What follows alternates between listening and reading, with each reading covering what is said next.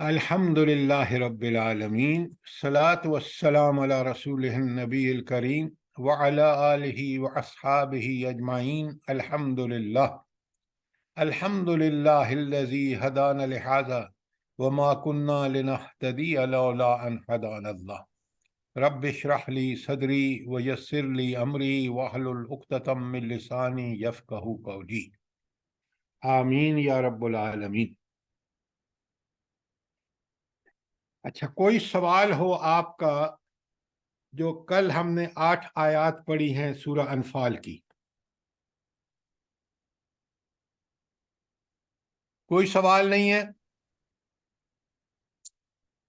आपने अंदाजा लगाया होगा कि ये जो तबसरा है ये सिर्फ दुनियावी तबसरा नहीं है, ये रब्बुल आलमीन तबसरा फरमा रहे हैं। और उस वक्त सहाबा और नबी करीम सल्लल्लाहु अलैहि वसल्लम को हिदायत फरमा रहे हैं जो क़यामत तक वैलिड हैं। इनसे हर मुसलमान हुक्मरान फ़ायदा उठाए अगर वो कुरान पर ईमान रखता है। अगर कुरान पर ईमान नहीं है तो करे जो दुनिया में चाहता है, लेकिन जिल्लत और पस्ती उसका मुकद्दर होगी। तारीख आप उठा के देख लें। लिहाजा इनको एक एक को गौर से समझें।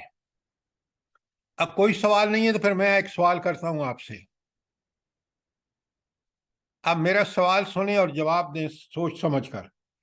पहली आयत के अंदर आप जरा निकालें अपने हैंड आउट और उसमें देखें कि अल्लाह ताला फरमा रहे हैं कि यसअलूनक अनिल अनफाल, ये आपसे अनफाल के बारे में सवाल करते हैं। कुलिल अनफालु लिल्लाहि वर रसूल, ये जो अनफाल है माल गनीमत है, ये अल्लाह और उसके रसूल का माल है। फत्तकुल्लाह, इसको अंडरलाइन कीजिए, मैंने कल लिखाया था आपको। वन वस्लहू ज़ात बैनकुम, तकवा अख्तियार करो और अपने दरमियान हाल मामलात को दुरुस्त करो, ताकि तुम एक ऐसी सोसाइटी बन जाओ जो दीन इस्लाम के साथ के लिए की सरबुलंदी के लिए यकसू होकर खड़ी हो जाए, उनमें कोई डिफरेंसेस ना हो।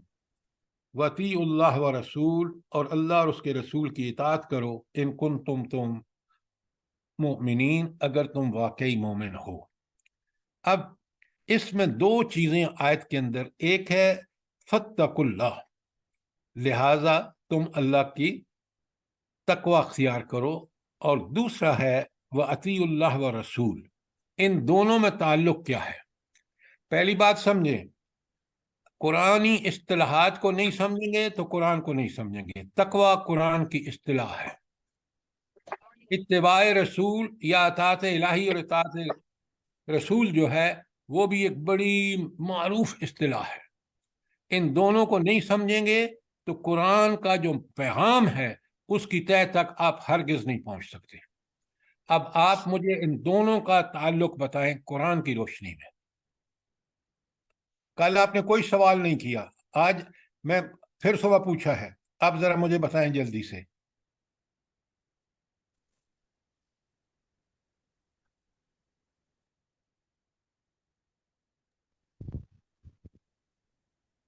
कोई जवाब नहीं आ रहा आपका।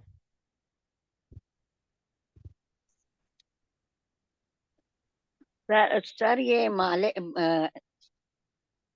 माले गनीमत और तकवा और इताअत रसूल सल्लल्लाहु अलैहि वसल्लम के बारे में आप सवाल किया ना आपने। भाई आप जाग के बैठे, सवाल है तकवा और इताअत इलाही और इताअत रसूल में क्या ताल्लुक है?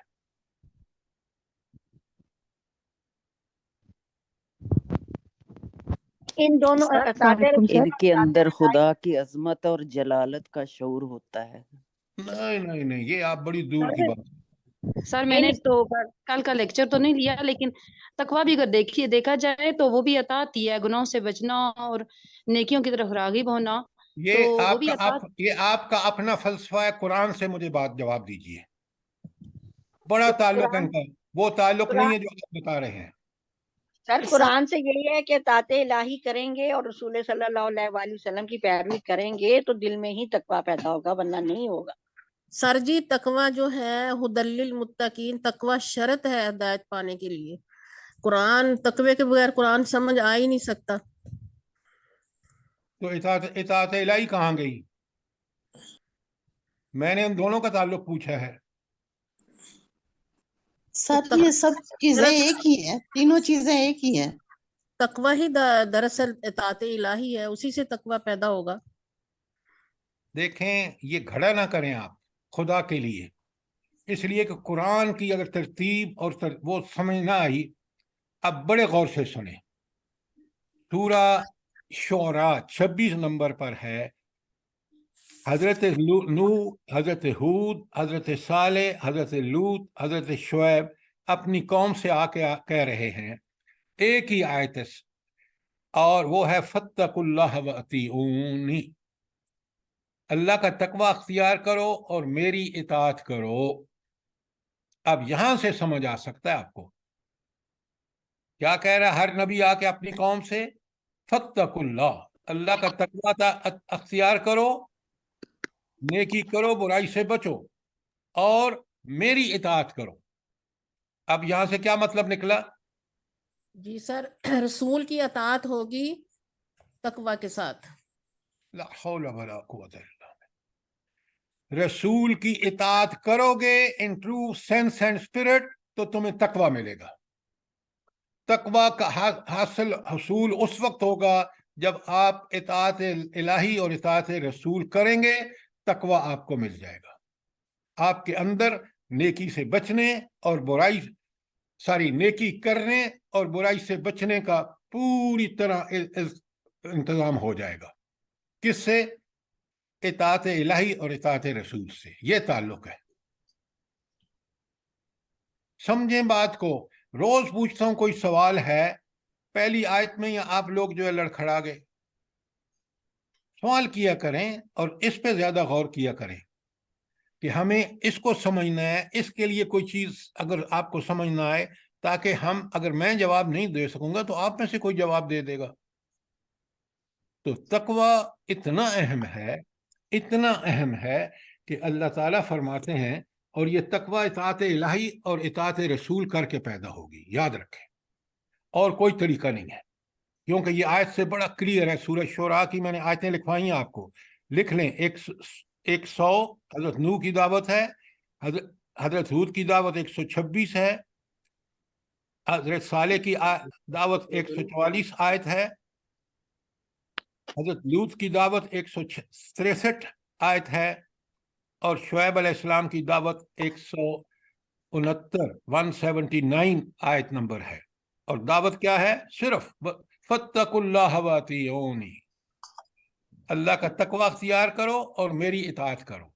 यानी मेरी इताअत करोगे तो तुम्हें अल्लाह का तकवा मिल जाएगा। अच्छा, कुरान में एक और आयत बड़ी मशहूर है जो तकवे का पैदा करती है। कौन सी चीज है वो? कौन सी चीज और तकवा पैदा करती है?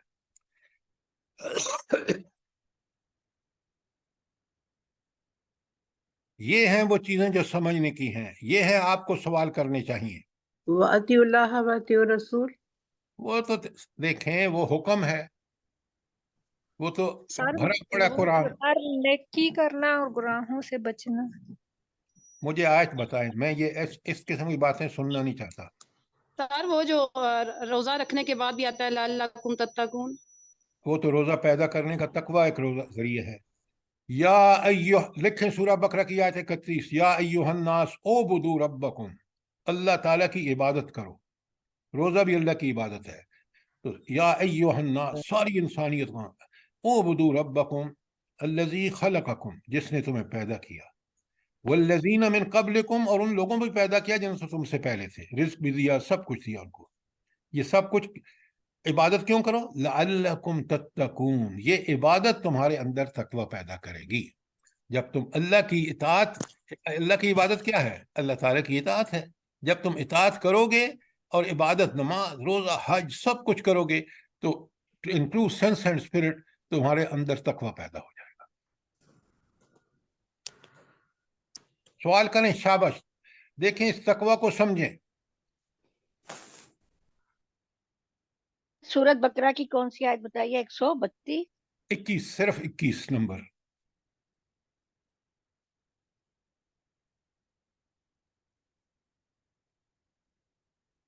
اب ذرا تقوی کی اہمیت دیکھیں، بے شمار آیات ہیں قرآن میں ایک پڑھ رہا ہوں، لکھیں سورہ آل عمران کی آیت نمبر 132 132 وَسَارِعُوا إِلَى مَغْفِرَةٍ مِّن رَبِّكُمْ، اور جلدی کرو، دوڑو کس کی طرف؟ مغفرت رب کی طرف، وَجَنَّةٍ، اور اس کی جنت، أَرْضُهَا السَّمَاوَاتِ وَالْأَرْضِ، اس کا عرض، اس کی چوڑائی اتنی ہے جتنی زمین و آسمان کی ہے۔ تو جنت کتنی بڑی ہے، ذرا غور کریں۔ آگے لفظ ہے اعدت للمتقین، یہ کس کے لیے تیار کی گئی ہے؟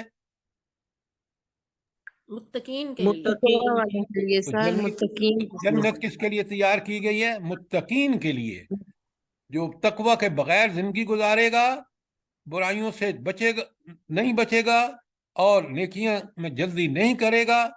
ساریوں کا لفظ ہے، پڑھیں آیت کو، سمجھا کریں، ترجمے سے سمجھا کریں، تاکہ آپ کو آیت کا ٹھیک ٹھیک مفہوم سمجھ آئے۔ تو اگر میں برائیوں سے نہیں بچوں گا اور نیکیاں نہیں کروں گا تو پھر میں جنت میں نہیں جا سکتا۔ یہ آیت آپ کے سامنے ہے۔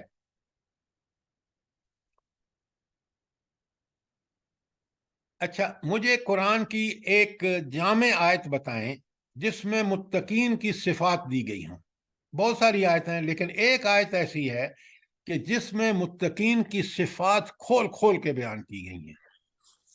سر آیت بر، بالکل بالکل ٹھیک کہا آپ نے، بقرہ کی 177 جس کو آیت بر کہتے ہیں، بڑی کمال کی آیت ہے، بڑی کمال کی آیت ہے۔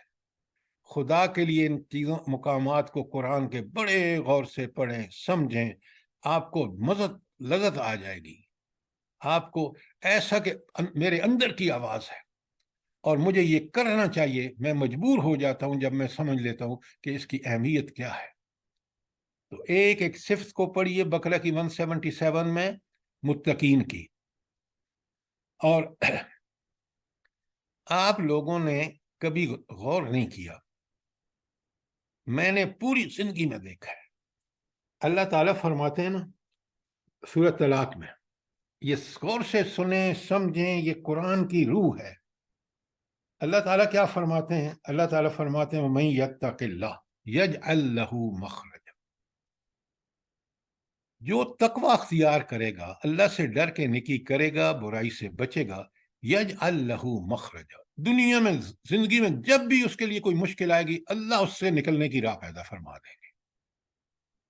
یورپ امریکہ میں نے دیکھا، یار یہ تو بڑا گند ہے، رب العالمین نے ایسا بندوبست فرمایا کہ اس گند سے بچ کے نکلنے کا راستہ اللہ تعالیٰ نے پیدا فرما دیا۔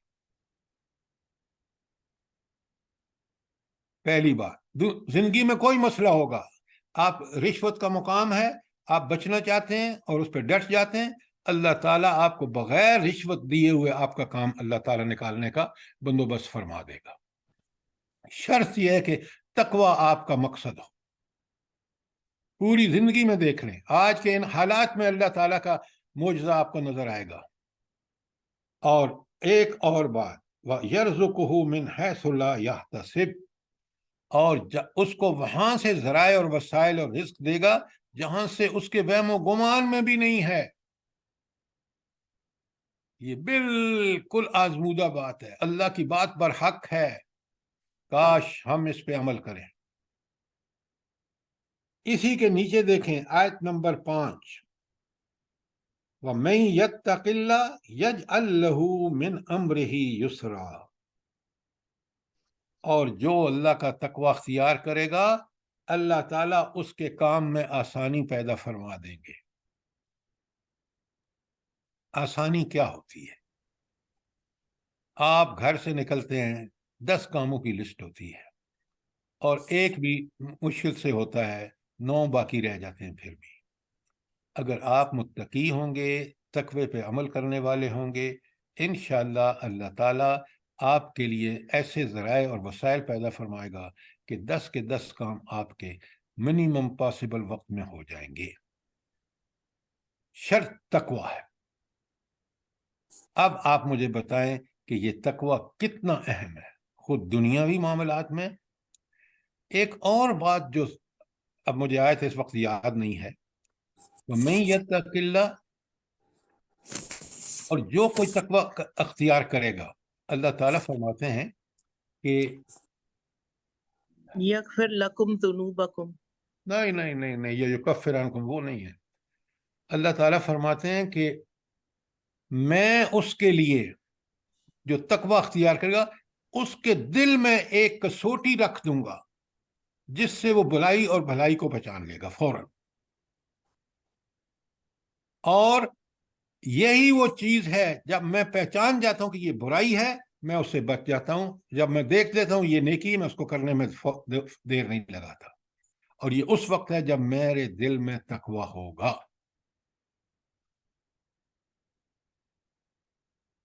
اب بات سمجھ آ گئی آپ کو؟ تقوی کی اصطلاح میں کوئی سوال ہے آپ کا؟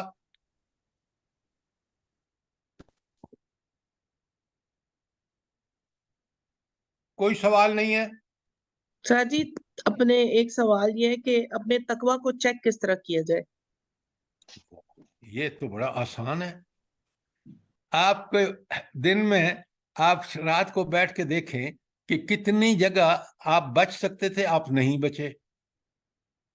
بات برائی کی تھی، آپ نے پتہ نہیں کیوں کن کن وجوہات کی بنا دوستی کے چکر میں آ کے، اپنے لالچ کے چکر میں، خواہش پرستی میں آ کے آپ نے اس کو چھوڑ دیا، تو آپ نے تقوی کا عمل نہیں کیا.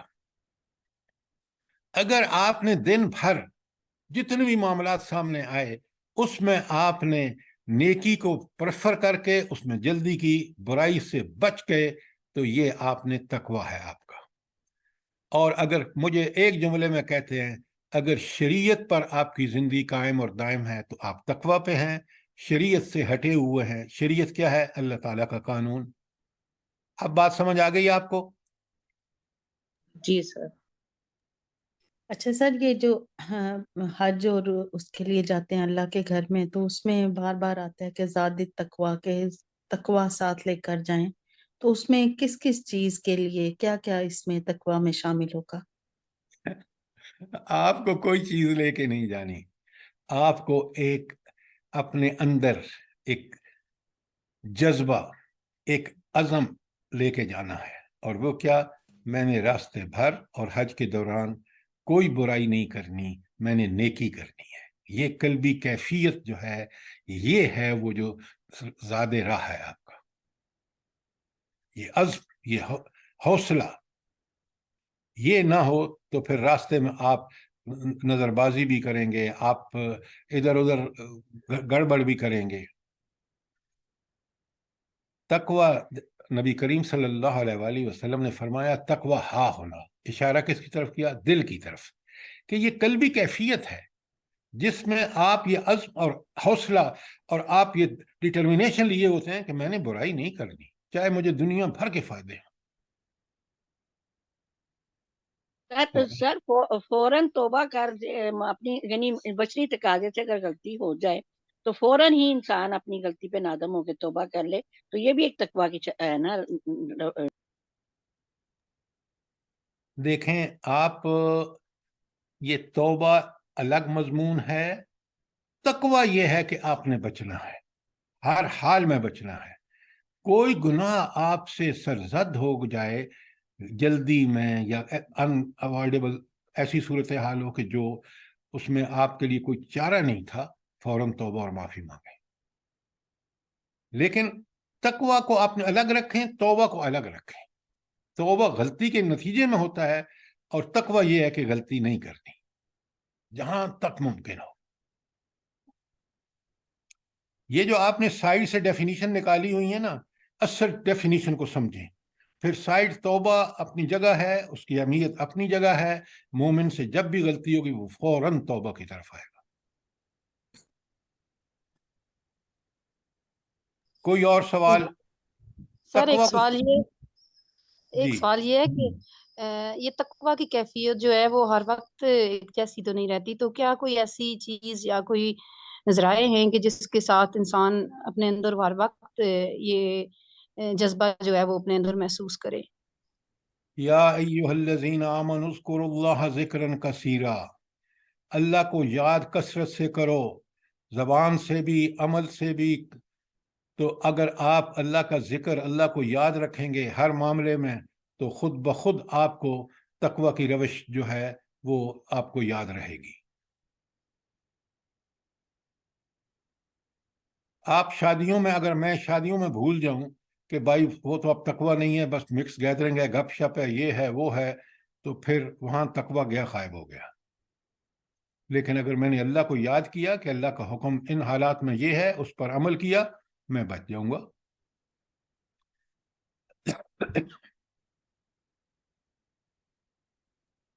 सर शायद ये एक तरीका शायद ये भी है कि तकवा पे कायम रहने का कि हम आयतों को पढ़ते रहें, कुरान को मुसलसल पढ़ते रहें। मैंने नोट किया कि आपके साथ लेक्चर सुनने से पहले जो था, कभी हम ठीक है ख्याल अच्छा आता था, मतलब बुराई से बचते थे, कभी नहीं बचते थे, इस तरह से छोटी छोटी से बड़ी से अल्लाह बचाए। लेकिन अब ये मैंने नोट किया सर कि जैसे हम रोज आपके साथ सुनते हैं ना, तो रोज बंदे को वो रिफ्रेश होती रहती हैं चीजें, बंदे को रोज रिमाइंड होता रहता है। तो मेरे ख्याल में ये भी एक तरीका है कि हम रोज कुरान को पढ़ें और किसी से सुने। मेरे ख्याल में किसी से सुनने से ज्यादा बंदे पे इफेक्ट होता है। मेरा तो अपना पर्सनल ये एक्सपीरियंस है। अच्छा, आपने अपने जब खुद भी गौर व फिक्र करते हैं तो अल्लाह ताला आपके सीने को खोलता है। ये बात आपकी मैं अमेंड कर दूं, सही। नंबर एक। नंबर दो, एक और जो तरीका है ना कि आप बुराइयों से बचें, कूनू मअस सादिकीन। अब लोग, दोस्तियों के बगैर तो इंसान जिंदा नहीं रह सकता दुनिया में, लेकिन अगर मेरे दोस्त बुरे होंगे ना, तो मैं उनके साथ माइल हो जाऊंगा बुराई की तरफ। इसलिए अल्लाह ताला कहता है कि नेक लोगों के साथ रहो, तुम्हारी दोस्तियां, ताल्लुकात। देखें, आपके खानदान के अंदर भी आपकी पक्की सच्ची दोस्ती नेकों के साथ होनी चाहिए, दूसरों के हुकूक आप पूरे करें। लेकिन सही। दिली और कल्बी दोस्ती सिर्फ नेक लोगों के साथ, क्योंकि वो हमें बड़ा इनकरेज करते हैं, क्योंकि वो नेकी कर रहे होते हैं हमने सामने, तो हमें भी नेकी की तरकीब मिलती है। जी जी सही। सर एक बात मैं इसमें ऐड करना चाहती हूँ कि अगर इंसान दुआ मांगता है ना अपने लिए कि अल्लाह ताला मुझे इन सब नाफरमानियों से बचाए, या तो मैंने खुद दुआ का एक अपने एहतमाम किया हुआ है कि अल्लाहुम्मन्नी अस्अलुकल हुदा वत्तुका वल आफाफ वल गिना।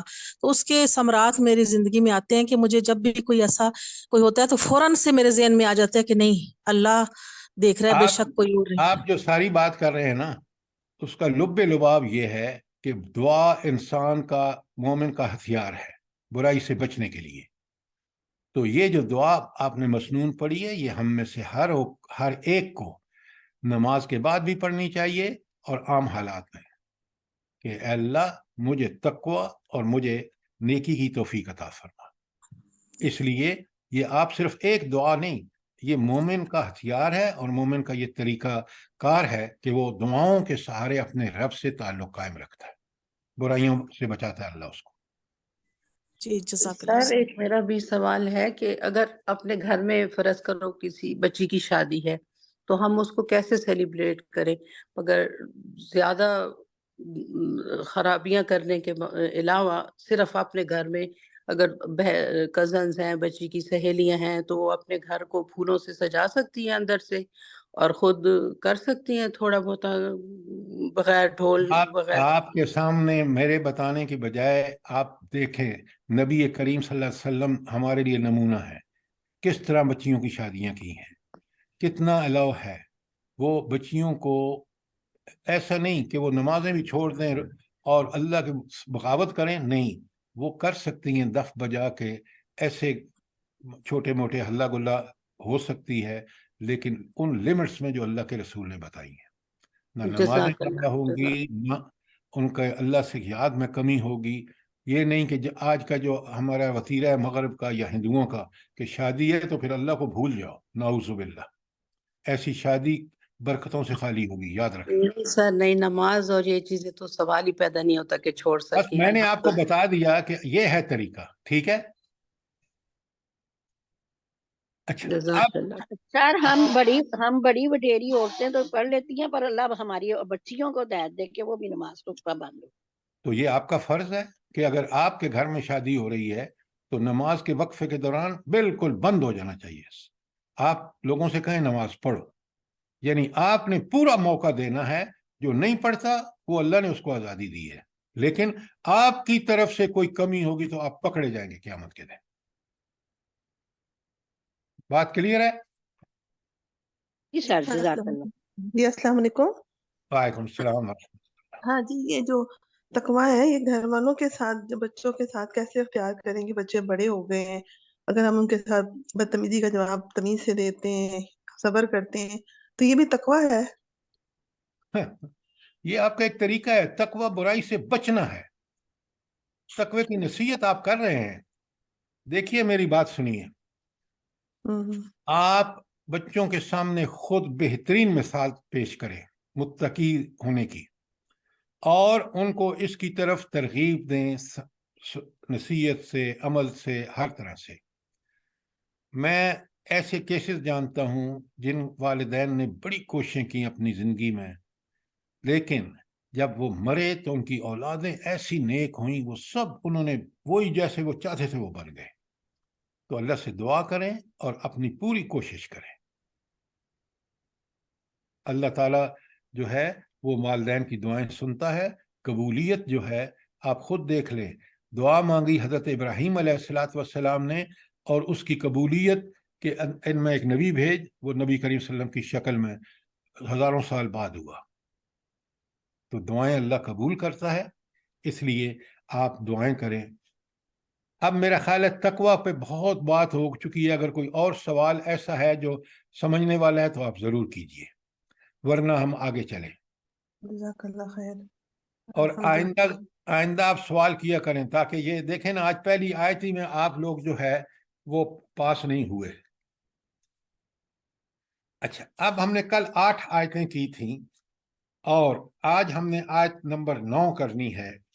تو ذرا غور سے سنیں اور سمجھیں پوری توجہ سے. آپ نے دیکھا کہ ان جنگوں کا جو مقصد تھا، اللہ تعالیٰ نے مومنوں کی طرف سے جو اتنی تیاری ممکن تھی، نبی کریم صلی اللہ علیہ وسلم نے 313 جتنی بھی کوئی ذرائع تھے وہ لے کے آ گئے. کافر پوری طرح لیس ہو گیا ہے.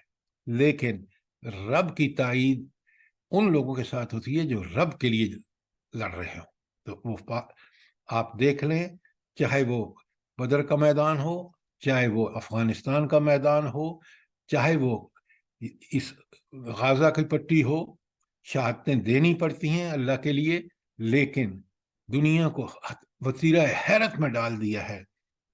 اور وہ مسلمان ملک بدبخت جو جھک رہے تھے یہودیوں کے سامنے، اسرائیل کو تسلیم کرنے جا رہے تھے، ان کو دکھا دیا کہ طاقت اور قدرت اس کائنات میں صرف اللہ کے پاس ہے.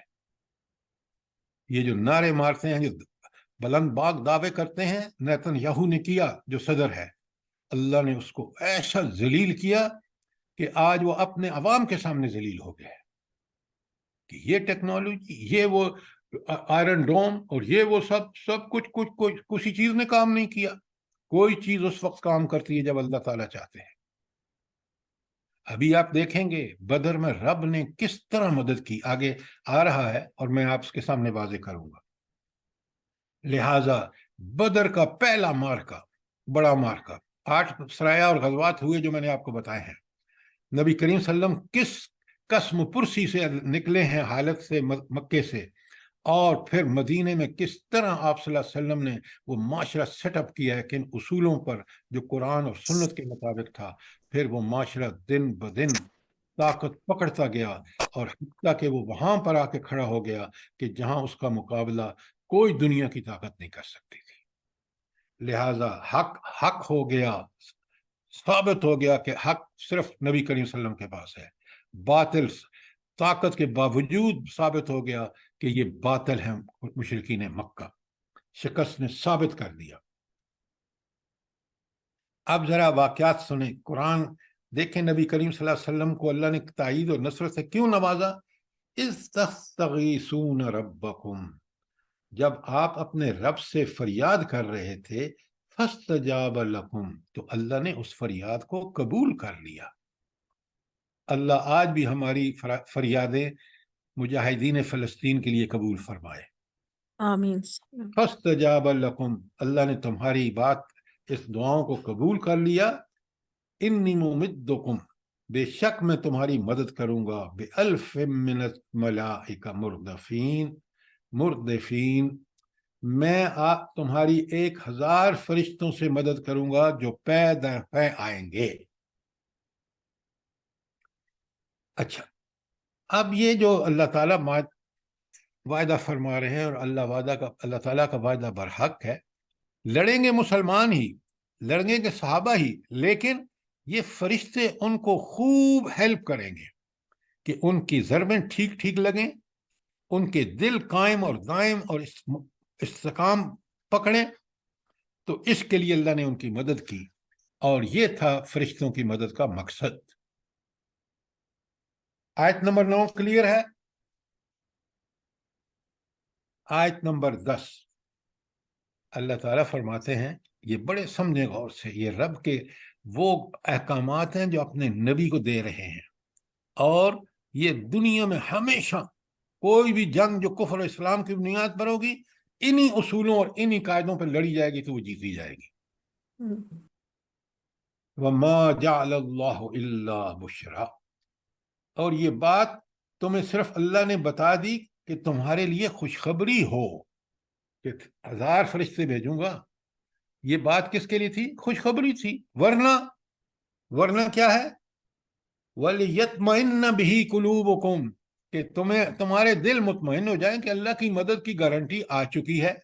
जब ये आप नबी को आ गई तो नबी मुतमईन कि भाई अल्लाह की मदद आ गई, अब मुझे किसी और की मदद की जरूरत है ही नहीं। आगे फरमाए, मन नस्र इल्ला मिन इंदिल्लाह, और मदद तो जब भी होती है अल्लाह ताला की तरफ से होती है। अगर हथियारों से और तादाद से और सूरत हाल की खुशगवारी की होती तो अमेरिका से ज्यादा अफगानिस्तान में किसी और की नहीं थी, लेकिन अल्लाह ने फतह किन को दी? निहत्थे अफगानियों को। वरना मदद तो जब भी होती है अल्लाह ही की तरफ से होती है। और आखिर में 2 सिफात लाई गई हैं, इन्नल्लाह अजीजुन हकीम, अल्लाह ताला एक तो जबरदस्त और गालिब है, काफिर गालिब नहीं है। हथियार और ये जो ज़राए और वसाइल हैं ये भी जबरदस्त नहीं है। अगर होते तो आप उसका रिजल्ट देख लेते अफगानिस्तान में। अल्लाह जबरदस्त है और अल्लाह ताला हकीम है, वो हर काम अपनी हिकमत से करता है। 20 साल की स्ट्रगल ने, आप अगर इससे पूरी तरह वाकिफ हो ना तो आपको अंदाजा होगा कि ये 20 साल में नारेबाज लोग अलग होते रहे और मुखलिस जो अल्लाह के लिए जान देने के लिए तैयार थे वो इकट्ठे होते रहे। उनकी तरबियत में अरब उलमा ने कमाल का हिस्सा लिया, कमाल का। आप अगर जानते हो ना इन लोगों को जिन्होंने अरब से आकर भेजा अल्लाह ने खुसूसी, और फिर उन्होंने इनकी तरबियत की, उन्होंने कमाल कर दिया। उन्होंने इनके अंदर फिरका परस्ती को ख़त्म करके इनको एक अल्लाह और रसूल के लिए मुत्तहिद कर दिया। तो ये है वो काम जो करने का है, जो उस वक्त भी रिजल्ट लाया, आज भी लाएगा और आइंदा भी लाएगा। मैं फिर तर्जुमा पढ़ता हूँ और आप सुन लें। और वमा जअलल्लाहु इल्ला बुशरा, ये बात अल्लाह ने तुम्हें सिर्फ इसलिए बताई कि तुम्हें खुशखबरी हो। वलितत्मइन्न बिही कुलूबुकुम, ताकि इससे तुम्हारे दिल मुतमईन हो जाए कि अल्लाह की मदद का गारंटी आ चुकी है। वमन नस्र इल्ला मिन इंदिल्लाह, और मदद तो सिर्फ अल्लाह ही की होती है। क्यों होती है? इन्नल्लाह अजीजुन हकीम, अल्लाह गालिब है, सब पे गालिब है, कोई उसको आजिज नहीं कर सकता, कोई उसकी चाल को नाकाम नहीं कर सकता, वो सब की चालों को नाकाम कर सकता है। हकीम है, उसका हर काम हिकमत पर। कोई सवाल? सर जब ये वही उतरी थी कि अल्लाह आपको मुतमईन करेंगे और मदद करेंगे, तो क्या नबी करीम सल्लल्लाहु अलैहि वसल्लम ने उसी टाइम सहाबा को बता दिया था या अभी ठहर के बताया होगा? इस सवाल की जरूरत क्या है? جب اللہ نے نہیں بتایا تو ہمیں اس کے پیچھے پڑنا چاہیے. بھائی نبی صلی اللہ علیہ وسلم کو بذریعہ وحی بتا دیا گیا، حقانیت اسٹیبلش ہو گئی. اب اللہ کے رسول مطمئن ہے تو صحابہ بھی مطمئن ہے. کیوں؟ وہ تو نبی کریم صلی اللہ علیہ وسلم کی اطاعت کر رہے ہیں. جی سر جزاک اللہ. اور کوئی سوال؟ اب ذرا دیکھیں اللہ کی تائید اور نصرت آتی کیسے ہے. یہ وہ اگلی آیت ہے جس پہ اللہ تعالیٰ فرماتے ہیں اِذْ يُغَشِّيكُمُ النُّعَاسُ آمَنَةً مِّنْهُ. سبحان اللہ. اور وہ وقت جب کہ اللہ تعالیٰ اپنی طرف سے ایک غنودگی کی شکل میں تم پر اطمینان اور بے خوفی کی کیفیت طاری کر رہا تھا. عین میدان جنگ میں انسان کو اللہ تعالیٰ بے خوف کر دے اور اس کو اطمینان کر دے تو وہ لڑے گا یا نہیں لڑے گا؟ یہی وہ مدد تھی جو فرشتوں کے ذریعے آ رہی تھی کہ اللہ تعالیٰ نے فرشتے بھیج کر ان کے دلوں میں اطمینان پیدا کر دیا اور وہ بے خوف ہو گئے. اور اب انہوں نے کافروں کی جو ہے وہ لاشیں کے لاشیں گرا دی. یہ تھا اللہ کی مدد. اور ایک بات وَيُنَزِّلُ عَلَيْكُم مِّنَ السَّمَاءِ مَاءً، اور اس نے آسمان سے آپ پر پانی بارش کی شکل میں برسایا. یہ نمبر 2 ہے. لِيُطْهِرَ بِهِ لِيُطْهِرَكُم بِهِ، تاکہ تمہیں اس سے پاک کرے. جو آپ کے ساتھ نجاستیں لگ چکی ہیں، جو آپ کو سفر اور اس کے بارش کے بعد وہ صاف ہو کر آپ تازہ دم ہو گئے. نمبر 2. اور یہ کس لیے تھا؟ خود قرآن وَيَذْهِبَ عَنْكُمُ الرِّجْسَ، تاکہ ناپاکی آپ سے دور کر دے، اور رجز الشیطان، شیطان کی ناپاکی. وَلْيَرْبِطَ عَلَىٰ قُلُوبِكُمْ، اور اس سے آپ کے دلوں میں استحکام پیدا کرے. وَيُثَبِّتُ بِهِ الْأَقْدَامَ، اور اس سے تمہیں ثابت قدمی عطا کرے. کیسے؟ یہ تھے اونچی جگہ پہ، بارش ہوئی، پانی نیچے اترا، نیچے کافر تھے، وہ پانی جب وہ بھی اترا اور بارش تو وہاں کیچڑ ہو گیا، ان کی موومنٹ مشکل. مسلمانوں کو اس بارش سے ایک پہلا فائدہ جن کے دیکھا کریں یطہرکم، اللہ ان کو پاک کرے. نمبر 2 وَيُذْهِبْ عَنْكُمْ رِجْزَ الشَّیطَان، اور دوسرا نمبر کہ اس پانی سے شیطان کی گندگیاں دور ہوں. وَلِيَرْبِطَ عَلَىٰ قُلُوبِكُمْ، آپ کے دلوں کو مضبوط کر دے اللہ تعالیٰ. وَيُثَبِّتُ، چوتھا نمبر وَيُثَبِّتُ بِهِ الْأَقْدَامَ، اور اس سے تمہیں ثابت قدمی حاصل ہو جنگ میں. اب آپ دیکھیں اس آیت 11 میں رب العالمین نے کس طرح صاف صاف بتایا کہ اللہ نے کس طرح ان کی مدد فرمائی. کوئی سوال، کوئی چیز؟ سر اس میں شیطان کی جو وہ تو گندگی کا اس میں یہ بھی ہو سکتا ہے کہ اس شیطان کی طرف سے جو وسوسے ان کے اندر آ رہے تھے کہ ہم بہت کم تعداد میں، یہ وہ بھی تو اس سے لیا جا سکتا ہے مراد.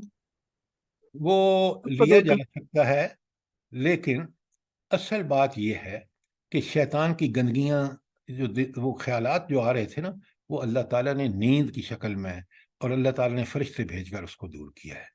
یہ گندگیاں جو ہیں، جو انسان جب سفر کرتا ہے اس کے کپڑے ناپاک ہو جاتے ہیں، اس کو جنگ کے دوران استنجا نہیں کر پاتا پانی کی کمی کی وجہ سے، تو یہ پانی جو تھا وہ ساری جو طہارت کے حوالے سے تھی اس کے لیے تھا. ٹھیک ہے، جزاک اللہ سر.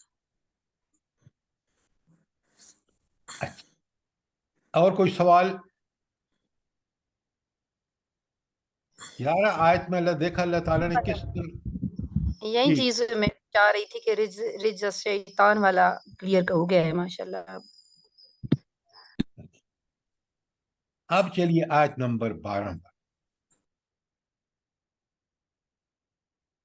بڑا غور سے دیکھیں. ہم قرآن سمجھ کے نہیں پڑھتے تو کتنی چیزیں ہیں جو ہم صرف پڑھ کے اور ان کو سمجھتے نہیں سمجھتے تو وہ ہمارے دل پر اثر نہیں کرتی، وہ ہمیں ہدایت کا ذریعہ نہیں بنتی، ہمارے اندر استقامت نہیں آتی، ہمیں ہدایت کی روح سے ہم واقف نہیں ہوتے. ذرا غور سے دیکھیں، اذ یوحی ربک الی الملائکۃ، ہوئے ہوئے ہوئے، رب کی کرم دیکھیں نبی کریم صلی اللہ علیہ وسلم اور صحابہ، اذ یوحی ربک الی الملائکۃ، ذرا وہ وقت یاد کرو جب تمہارا رب فرشتوں کو اشارہ کر رہا تھا۔ یہ کون سی طاقت اشارے کر رہی ہے؟ جو فتح اور نصرت کے فیصلے کرتی ہے۔ یہ امریکہ نہیں جس کا بیڑا آ رہا ہے اور ہم نے انتظار کرتے کرتے ہم جو ہے برباد ہی ہو گئے۔ یہ کس کا وعدے ہیں؟ یہ کس کے اشارے ہیں؟ اس رب العالمین کے ہیں۔ یہ اس وقت آتے ہیں جب انسان خالص اس کے کلمے کی سربلندی کے لیے، نور جہان کے گانوں کے لیے نہیں، اس کی سربلندی کے لیے اس سے دعائیں مانگتے ہوئے، اس کے سامنے جھکتے ہوئے، تکبر کی نام کی کوئی چیز نہ ہو، پھر یہ سب چیزیں ہوتی ہیں۔ افغانستان میں ہوئی اور فلسطین میں ہو رہی ہیں۔ انی معاکم، اب آپ کو اگر اللہ تعالیٰ یہ کہہ دے کہ بھئی میں تمہارے ساتھ ہوں، پھر کوئی طاقت آپ کو شکست دے سکتی ہے؟ ذرا دیکھیں ان الفاظ پہ غور کریں کہ کتنی ایمان افروز باتیں ہیں۔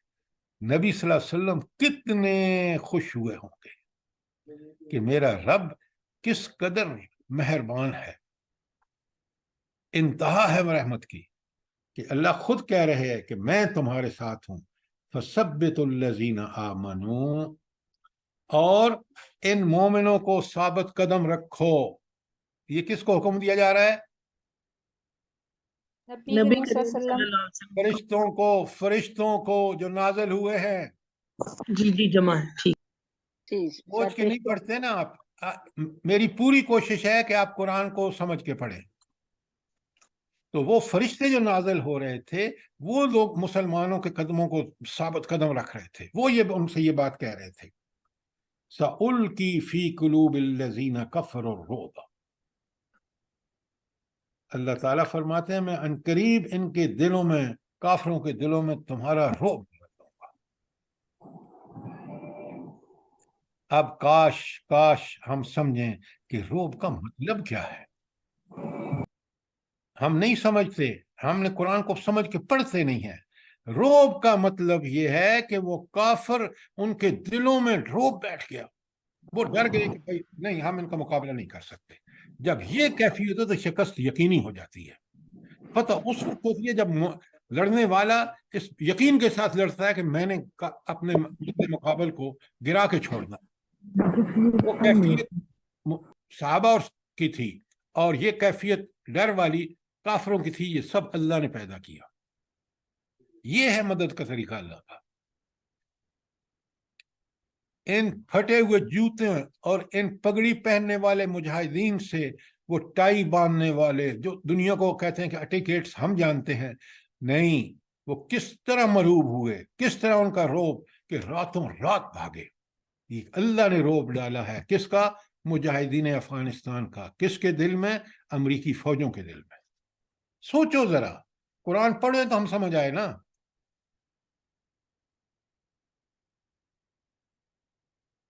اچھا، اگلی آیت کا اگلا ٹکڑا، فَاضْرِبُوا فَوْقَ الْأَعْنَاقِ، ان کی گردنوں کے اوپر ضربیں لگاؤ۔ وَاضْرِبُوا مِنْهُمْ كُلَّ بَنَانٍ، اور ان کی جوڑ جوڑ پر مارو۔ یہ کون کہہ رہا ہے؟ یہ اللہ تعالیٰ فرشتوں سے کہہ رہے ہیں سر، فرشتے ان کو کہہ رہے ہیں، اللہ تعالیٰ کے بھیجے ہوئے فرشتے ان سے کہہ رہے ہیں کہ ضربیں لگاؤ۔ تلوار مومن چلا رہا ہے، لیکن تائید و نصرت اللہ کی ہے کہ ٹھیک نشانے پر اور ٹھیک جوڑ جوڑ پہ لگ رہی ہے۔ آپ سمجھ کے پڑھیں تو صحیح۔ بالکل یہی کچھ ہوا ہے افغانستان میں، یہی کچھ ہو رہا ہے فلسطین میں۔ یہودیوں کی ٹیکنالوجی جو دنیا کو انہوں نے اتنا مرعوب کر رکھا تھا کہ دنیا کی جو اٹامک پاور ہے نا، وہ بھی ان کے سامنے سجدہ ریز تھی، اور ان مجاہدین نے ان کو بالکل ننگا کر دیا کہ یہ ہے ان کی طاقت۔ تم اس سے ڈرتے ہو نا، یہ ہے یہ۔ میں پھر پڑھتا ہوں اور کوئی سوال؟ इज़ यूहा रब्बुका इलल मलाइकति, जरा वक्त याद करो वो जब अल्लाह ताला अपने फरिश्तों की तरफ वही फरमा रहे थे, इन्नी माअकुम, मैं तुम्हारे साथ, फतबय्यनुल लज़ीना आमनू, फसब्बितुल लज़ीना आमनू, अहले ईमान को क्या करो, साबित कदम रखो। ये किसको हुक्म हो रहा है? फरिश्तों को। सउल्की फी कुलूबिल लज़ीना कफरु रुब, मैं इनके दिलों में रोब डाल दूंगा। फज़रिबू फौकल आनाक, इनकी गर्दनों पर ठीक ठीक ज़रबें लगाओ। वज़रबू मिनहुम कुल्ला बनान, और इनके एक एक जोड़ पर ज़रबें लगाओ। कोई सवाल, कोई चीज क्लियर ना हुई हो, वरना मैं कल फिर सवाल करूंगा। आज देखा ना आपने कि आपको मैंने पहली आयत में जब सवाल पूछा तो आपने ठीक जवाब नहीं दिया। शाबाश। सर ये मैंने ये हुज़ूर बदर का तबसरा कहीं पढ़ा था, तो उसमें ये लिखा था कि साहबा इकराम बाद में देख रहे थे कि वो जो जिनकी जो ज़रबें फरिश्तों की तरफ से लगी हुई थी उन्हें वो भी वाज़िया नजर आ रही थी। तो क्या ऐसा नहीं था कि फरिश्ते खुद भी कोई ऐसा अमल कर रहे थे? मैंने आपको बता दिया है जो आयत के अंदर लिखा हुआ है, कहीं नहीं लिखा हुआ। उनके हौसले बढ़ा रहे थे, काफरों को दिलों में रोब डाल रहे थे, अल्लाह ताला बारिश कर रहे थे, काफरों में कीचड़ में थे, मुसलमान ऊपर पानी बह गया था, उनके पांव जम गए थे। जो आयत के अंदर है उसको समझिए, उसको पूरी तरह। आप इधर कभी इधर भागते हैं, कभी उधर भागते हैं। जो मैंने आपके सामने कुरान ही से एक्सप्लेन किया है ना, मैंने कोई बाहर से तो बात नहीं लाया। जी अस्सलाम वालेकुम। वालेकुम सलाम वरहमतुल्लाह। जी आपके सवालों की वजह से वाकई हम पकड़े जाते हैं, वरना हमने बड़ी तफसीरें पढ़ी हैं लेकिन हम हमेशा आयत से भागते ही रहते थे, और आप हमें आयत के अंदर रख के इतने मुख्तसर तरीके से उस बात को वाजे कर देते हैं। माशाल्लाह हमारे जहन के पर्दे खुल जाते हैं सारे। अल्हम्दुलिल्लाह। अल्हम्दुलिल्लाह अल्हम्दुलिल्लाह। ये कुरान, यही तो बसीरत है कुरान की, कि कुरान को जब आप शरह सदर उस वक्त होता है जब हम इसमें गौर व फिक्र करते हैं। सूरा अनकबूत की आखिरी आयत में अल्लाह कहते हैं वल्लज़ीना जहदू फीना, जो हमारे रास्ते में कोशिश करते हैं, जिहाद करते हैं, इसको समझने के लिए अपने दिमागी कुव्वतें लड़ाते हैं, अकल को इस्तेमाल करते हैं कि असल मसला क्या है। वल्लज़ीना जहदू फीना नहदियन्नहुम सुबलना, हम उनको जरूर बे जरूर हकीकत तक पहुंचा देते हैं। जज़ाकल्लाह। अच्छा, अब आ जाइए आयत नंबर 13। अल्लाह ताला वजह भी बता रहे हैं, और वही वजह आज हमारी उम्मत मुसलमान की जिल्लत की वजह है। वही वजह आज हमारे मुल्क में हम किस पस्ती और किस जिल्लत के गड्ढे में गिर चुके हैं, वो वजह आपको इस आयत को समझने में फौरन आ जाएगी। ज़ालिका, ये इसलिए हुआ। क्या मतलब है इस ज़ाले का? मतलब कि ये इसलिए से हुआ, ये काफरों की रुसवाई, ये इनकी जिल्लत, ये इनकी शिकस्त इस वजह से हुई। वजह क्या थी? बेअन्नहुम शाकुल्लाह व रसूलहू, कि उन्होंने मुखालफत की। किसकी? अल्लाह और उसके रसूल की। मुखालफत इस हद तक कि मक्के में कत्ल करना चाहा, वहां से बच के अल्लाह ने निकाला, मदीने आए तो अब फौजें लेके आ गए। ये था उनकी मुखालफत, और इसके नतीजे में अल्लाह ने उनको सजा दी। बदर में उनके 70 आदमी मारे गए, बड़े बड़े सरदार कत्ल हुए, 70 कैद हुए, ऐसी जिल्लत के साथ वापस लौटे जो उनके वहम गुमान में भी नहीं थी। ये है ज़ाले का मतलब, बेअन्नहुम शाकुल्लाह व रसूलहू, क्योंकि उन्होंने अल्लाह और रसूल की मुखालफत की। वमन युशाकिकिल्लाह व रसूलहू, जो कोई अल्लाह और उसके रसूल की मुखालफत करे, फ़इन्नल्लाह शदीदुल इक़ाब, तो अल्लाह बड़ा सख्त अजाब देने वाला है। अच्छा, ये जो शदीदुल इक़ाब सिफत आई है इस आयत में, इसका मफहूम क्या है?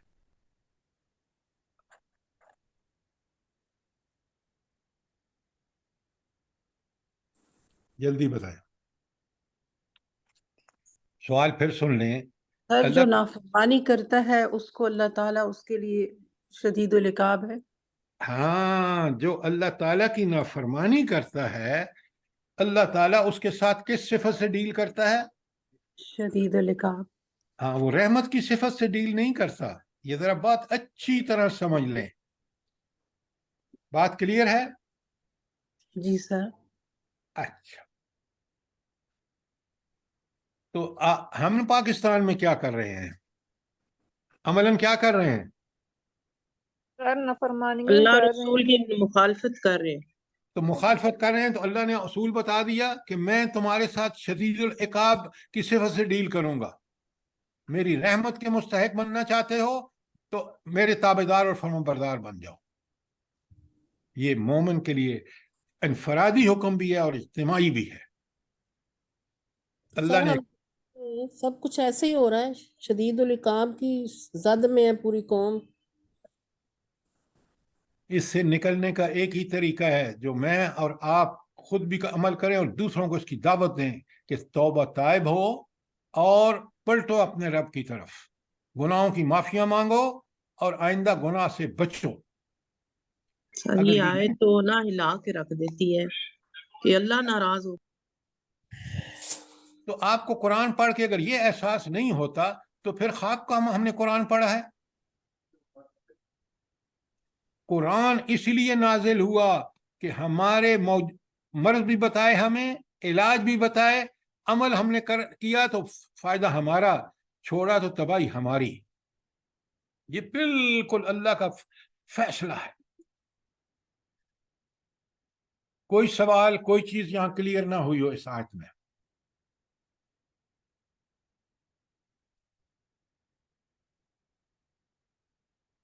اچھا، اب بالکل یہی آیت لکھیں آپ، سورہ حشر کی آیت نمبر 4.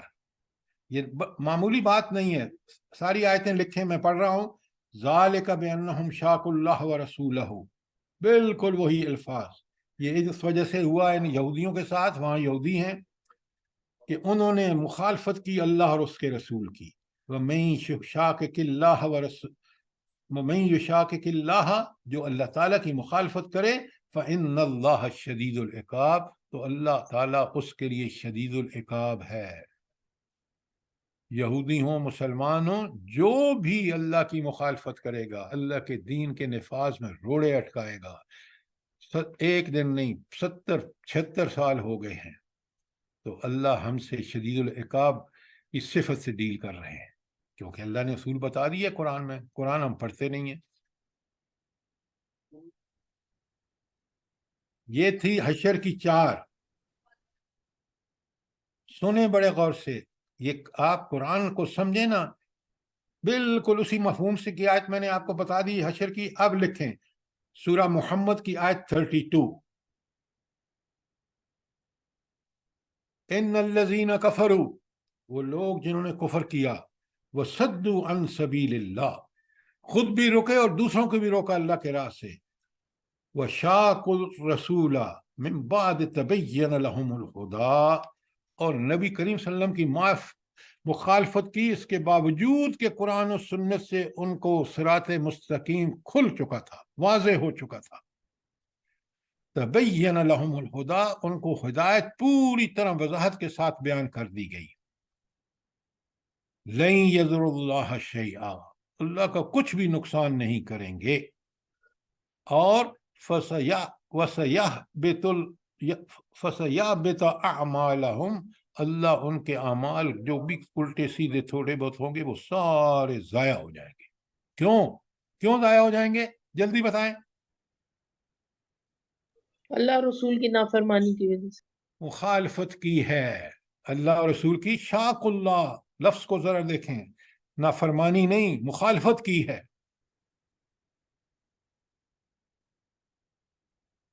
یہ تھی سورہ محمد کی 32. اور دیکھیں آخرت میں کیا حال ہوگا. ہائے ہائے، واللہ اگر آپ قرآن سمجھ کے پڑھیں، برائیوں کے قریب بھی نہیں جائیں گے آپ، اگر ہمارا واقعی اہل ایمان ہے. اگلی آیت سنیں ذرا. وَيَوْمَ يَعُضُّ الظَّالِمُ عَلَى يَدَيْهِ، اس دن، قیامت کے دن، ظالم اپنے ہاتھوں کو کاٹے گا، اس پہ چک مارے گا. وَيَقُولُ، اور کہے گا پچھتا کے، या लैतनी, हाय मेरी बर्बादी, काश, अत्तखज़्तु मा रसूल सबीला, अत्तखज़्तु मा रसूल सबीला, काश मैंने रसूल सल्लल्लाहु अलैहि वसल्लम का रास्ते पे चला होता। आज हमारे पास वक्त है, हम में से हर एक सोचे कि कहीं हम इनहराफ तो नहीं कर रहे रसूलुल्लाह सल्लल्लाहु अलैहि वसल्लम के सब रास्ते से, वरना आखिरत में अगर जो आप उम्मत का जनरल रवैया है वो ये है, और अल्लाह ताला कह रहे हैं आखिरत में भी इनका बड़ा बुरा हशर होना है। सर ये सूरह फुरकान की आयत नंबर 27 है ना? जी बिल्कुल, नंबर जी लिख रहा है। जी, फुरकान की 27 मैंने पढ़ी है, और आखिरी आयत, वह मैं यशाकिर रसूला, जो कोई मुखालफत करे रसूल की, मिन बाद मा तबय्यन लहुल हुदा, और उसके बाद कि उस पर हिदायत वाज़े हो गई। अब जरा अपने मुल्क में आइए वापस, क्या हिदायत वाज़े नहीं है हम पर? कुरान मिन्नो अन उसी शक्ल में मौजूद, हिफाजत के साथ अल्लाह की, और हम पढ़ लिख के यूनिवर्सिटियों में 15, 14, 16, 18 साल PhD फलाना ढमकाना, और अगर हमने नहीं पढ़ा तो कुरान। हिदायत के वजाहत के लिए अल्लाह ने सारे असबाब हमारे सामने रख दिए हैं, और जो इसके बाद भी इस हिदायत से हासिल नहीं करेगा वह यत्तबे गैर सबील अल मुजरिमीन, और मुजरमों का रास्ता अख्तियार करेगा, अमेरिका के पीछे चलेगा, यहूदियों के पीछे चलेगा, तागूत के पीछे चलेगा, ख्वाहिशात के पीछे चलेगा। अल्लाह उसके साथ क्या मामला करते हैं, बड़े गौर से देखिए। ऐसे शख्स, ऐसी कौम जो हम कर रहे हैं, अल्लाह कहते हैं मा नवल्ला, हाँ नवल्ली है मा तवल्ला, हम उसको उसी तरफ फेर देते हैं, उसी तरफ उसको वो कर देते हैं, चलने देते हैं जिस तरफ वो चलना चाहता है, तागूत के पीछे। वह नुस्ली है जहन्नम, लेकिन उसका अंजाम क्या होगा, जहन्नम में फेंकेंगे उसको। वह साअत मसीरा, कितना बुरा ठिकाना होगा। मैंने आयत नंबर भी और सूरत नंबर भी बता दें। सूरह निसा की आयत 115, सूरह निसा आयत 115। मैंने नबी करीम सल्लम की मुखालफत की, आपको 5 आयतें बताई हैं। एक तो जो आज हमारे ज़ेरे मुताले थी 13 नंबर, फिर मैंने आपको हशर की 4 बताई है, मोहम्मद की 32 बताई है, फुरकान की 27 बताई है, और आखिरी जो बताई है वो है निसा की 115। अल्लाह ताला मुझे भी और आपको अल्लाह के रसूल सल्लल्लाहु अलैहि वसल्लम की मुखालफत से बचाए, हमें दीन का सच्चा ताबे फरमान बना दे, ताकि हम दुनिया में भी अल्लाह की इन नुसरतों के हकदार बन सकें और आखिरत में जन्नत के हकदार बन सकें। आमीन आमीन आमीन सुम्मा आमीन। सर ये दो लफ्ज बीच में, एक तो आपने मुखालफत का इस्तेमाल किया और एक बहन ने बीच में नाफरमानी का किया, तो सर ये आप दोनों में थोड़ा सा डिफरेंस बता देंगे? बिल्कुल बताऊंगा, बड़े गौर से सुने। मैं जैसे हम अमलन पाकिस्तान में क्या कर रहे हैं, क्या कर रहे हैं हम, नबी करीम सल्लल्लाहु अलैहि वसल्लम के अहकामात की जो लाई हुई वही है, कुरान और सुन्नत के साथ क्या कर रहे हैं, सर मुखालफत है, मुखालफत कर रहे हैं, मुखालफत कर रहे हैं। उसके निफाज को गैर यकीनी बनाने के लिए हर हरबा इस्तेमाल की, ये है मुखालफत। और नाफरमानी ये है, ये उससे कम दर्जा है कि मैं कहूँ बात तो ठीक है लेकिन अब मैं कैसे अमल करूं, दुनिया मेरी ज़ाया हो जाएगी, मैं झूठ बोलूंगा तो माल ज़्यादा आएगा, मैं रिश्वत लूंगा तो माल ज़्यादा आएगा, इसलिए मैं नाफरमानी कर रहा हूं। ये भी मुखालफत है लेकिन कम दर्जे की, इसको नाफरमानी कहेंगे, और उसको मुखालफत कहेंगे कि ना खुद अमल करना ना उस पर अमल होने देना, ये मुखालफत है। अब बात समझ आ गई है? जी सर, जो थोड़ा मुत्तकी इंसान होगा वो फिर नाफरमानी को भी मुखालफत की उसमें लेगा ना, ताकि वो और ज्यादा मुत्तकी रहे। بڑے غور سے سنیے. اگر تو اس نے غلطی کا احساس فوراً کیا، توبہ طاہر ہو کے اپنی اصلاح کر لی، وہ اللہ کا متقی بندہ ہے، یعنی پورے دین پہ عمل کرنا اور اس کو چھوڑ دی. اگر اس نے اس کے اندر سستی کی اور دنیاوی نعمت نافرمانی کی وجہ سے جو اس کی خواہشات اور مال ملتا رہا، اس میں اطمینان کر کے آگے بڑھتا رہا، تو یہ گمراہی میں آگے جا رہا ہے.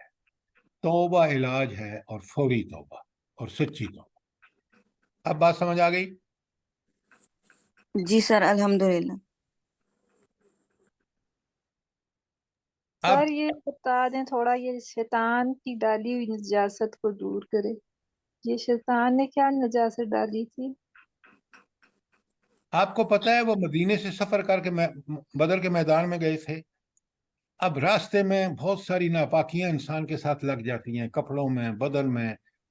تو اب یہ جو ساری ناپاکیاں ہیں، یہ شیطانی عمل ہے. پھر وہاں انہوں نے جنگ بدر میں، میدان بدر میں انتظار کیا. اس انتظار کے دوران بھی ان کے ساتھ کچھ نجاستیں، کچھ جو جیسے ہیومن مسائل ہوتے ہیں، پرابلم ہوتے ہیں، وہ ان کے ساتھ ہوئے. اللہ چاہتا تھا کہ یہ پاک اور صاف ہو کے، طاہر ہو کے لڑے، اور اگر مریں تو اس حالت میں کہ یہ پاک صاف ہوں، شہادت ان کو ملے گا. تو اللہ تعالیٰ نے بارش کا بندوبست کیا. تو نجاست ہر قسم کی شیطان کی طرف سے ہوتی ہے، اور طہارت کے سارے ذرائع اور وسائل انسان کو اللہ دیتا ہے تاکہ ان کو استعمال کر کے وہ اللہ کا پاکیزہ بندہ بن جائے. سر جی ایک سوال ہے کہ وہ جو پیچھے انہوں نے بزدلی دکھائی تھی کمزور ایمان والوں نے، وہ اس میں آئے گا؟ نہیں نہیں نہیں نہیں نہیں.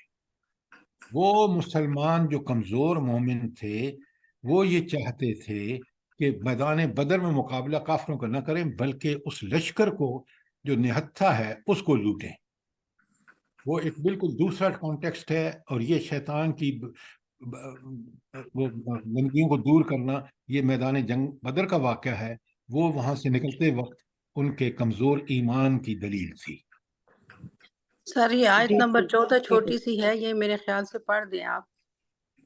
سر آپ یہ نے سر جی یہ آیت نمبر 12 جو ہے، اس کے جی بارے میں اپنی مطلب جو میں سمجھی ہوں وہ میں آپ کو بتا رہی ہوں تاکہ میں کلیئر ہو جائے کہ میں صحیح سمجھی ہوں. اس میں کہ اللہ تعالیٰ جو ہے وہ فرشتوں کو حکم دے رہے ہیں کہ مسلمانوں کے دلوں کو ثابت رکھو، تاکہ مطلب ان کے دلوں میں کوئی بات ایسی ویسی نہ آئے بزدلی والی یا بھاگنے والی کہ ہم کمزور ہیں یا کم ہیں تعداد میں. اور دوسری طرف سے یہ کہ میں کافروں کے دلوں میں دہشت ڈال دوں گا. یہ اللہ تعالیٰ فرما رہے ہیں کہ میں ان کافروں کے دلوں میں دہشت ڈالوں گا. اور سو گردنوں پہ مارو اور ان کے پور پور پر مارو. یعنی کہ ظاہر آپ بقول آپ کے کہ صحابہ اکرام کے ہاتھوں میں تلواریں ہوں گی تو ان کو مطلب گائیڈ کرنے والی بات ہوگی، یہ کہ ان کو اس طرح ان کے دل. وہ جو صحابہ کرام تلواریں چلا رہے تھے نا، کہ وہ جی جی ٹھیک ٹھیک نشانے پہ مار رہے تھے، یہ جی اللہ جی تعالیٰ کی طرف سے فرشتوں کی مدد کا ذریعہ تھا. جی اور ان کو ایسے مار رہے تھے کہ ان کی فوراً قتل ہو رہے تھے. ضربیں ٹھیک نشانے پر لگ رہی تھیں، اور ٹھیک ان کے جب وہ مارتے تھے تو بالکل اسی طرح لگتی تھی جس طرح وہ چاہتے تھے. یہ اللہ کی مدد تھی، یہ فرشتوں کے ذریعے تھا. سر یہ جو مخالفت ہے نبی کریم صلی اللہ علیہ وآلہ وسلم کی، اس میں قول اور فعل دونوں کی مخالفت ہے نا، جو ہم یعنی نہیں مانے تو. یہ آپ جو قول و فعل کی کہہ رہے ہیں بالکل ٹھیک کہہ رہے ہیں. قول بھی عمل ہے، فعل بھی عمل ہے، دونوں میں سے مخالفت آج کافر قول سے بھی کر رہے ہیں، عمل سے بھی کر رہے ہیں. اس وقت بھی یہی کر رہے تھے. جی سر جزاک اللہ. اگر اور کوئی سوال نہیں ہے تو پھر آج ختم کرتے ہیں. اور یہ جو آپ فرما رہے ہیں نا 14 آیت چھوٹی سی ہے، میں کسی جلدی میں نہیں ہوں. میں چاہتا ہوں کہ ہم چیزوں کو پوری طرح سمجھ کے چلیں. ٹھیک ہے؟ جی سر. اور کوئی سوال نہیں ہے تو پلیز قرآن کو اس طرح پڑھیں، اس طرح سمجھیں، آپ کو اللہ تعالیٰ کی اس کتاب کے بڑے بڑے چیزیں نظر آئیں گی، جس سے ہمارا سینہ کھل جائے گا، شرح صدر جس کو کہتے ہیں، اور پھر ہمیں اللہ کی حکمتیں، اللہ کے احکامات، ان کی ساری جو حکمتیں ہیں، جو اس کے اندر فیوز و برکات ہیں، وہ ہمیں سمجھ آنے شروع ہو جائیں گے۔ سبحان ربک رب العزت عما یصفون والسلام علی المرسلین والحمد للہ رب العالمین۔